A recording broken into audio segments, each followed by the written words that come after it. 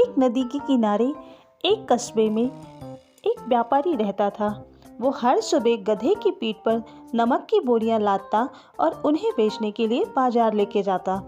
रास्ते में उसे नदी पार करनी पड़ती थी। एक दिन जब वो पुल पार कर रहा था तो गधा लड़खड़ा गया और नदी में गिर गया। व्यापारी ने गधे को बाहर निकाला। जब वो पानी से बाहर आया तो गधे को ऐसा महसूस हुआ कि उसकी पीठ पर लदे बोरे काफ़ी हल्के हो गए हैं। ऐसा इसलिए हुआ था क्योंकि पानी में बहुत सारा नमक घुल गया था। यह जानकर गधा बहुत खुश हुआ। अगले दिन वो जानबूझकर नदी में कूद गया।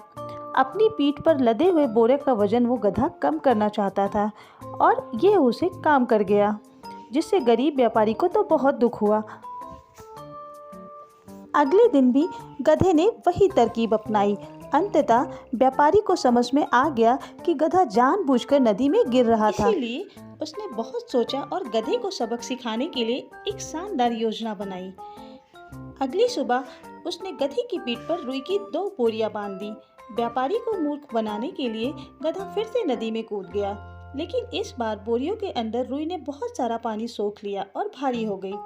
गधा दुखी था क्योंकि उसकी चाल उल्टी पड़ गई थी। उसने अपना सबक सीखा और कभी अपनी गलती दोहराने की कोशिश नहीं की।